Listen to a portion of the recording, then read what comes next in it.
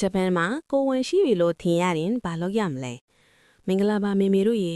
ဖူဆာအင်ဂျပန်မှာကြိုဆိုပါတယ်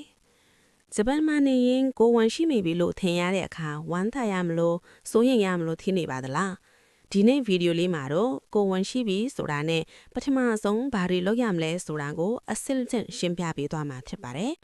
ပထမဆုံးအနေနဲ့စေးဆိုင်မှာကိုဝန်စစ်စေးတန်းနင်းရှင်းခန်းစားရက်ခုကိုဝယ်ပြီးစစ်ကြည့်ပါတကယ်လို့အနီအောင်မင်းနှစ်ကြောင်ပြရီဆိုရင်တော့အနောက်ကစင်းကစေးရုံသွားဖို့ပါပဲဂျပန်မှာကကိုဝန်စစ်တာကိုအာမခံမရတဲ့အတွက်ပထမဆုံးအချိန်မှာရန်9000ကနေ1000ဝန်းကျင်ကုန်နိုင်တယ်ဆိုတာကြိုတင်ပြင်ဆင်ထားကြပါနော်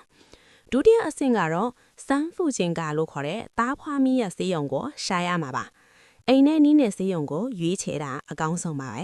ဖုန်းဆက်ပြီးနင်းရှင်းခန်းစားကို status လို့ပြောပြီးရက်ချင်းယူလိုက်ပါ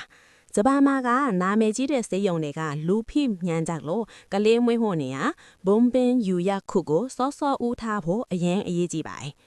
စေးရုံမှာကလေးရဲ့နှလုံးခုန်တန်ကိုအတိဖြူပြီးပြီဆိုရင်ဆရာဝန်ကစာရွက်တရွက်ထုတ်ပေးပါလိမ့်မယ်အဲ့ဒါရရင်ကိုယ့်ရဲ့မြို့နယ်ရုံကိုသွားပြီးဘိုးရှိတဲ့ချိုးမိခင်နဲ့ကလေးလက်ဆွဲစာအုပ်ကိုသွားထုတ်ပါဒီစာအုပ်လေးရှိမှစေးရုံစီတတခွဲလက်မှတ်တွေရမှာဖြစ်တယ်လို့ကလေးရဲ့ကျမ်းမာလေးမှတ်တမ်းတွေကိုလည်းတေချာမှတ်ထားနိုင်မှာပါ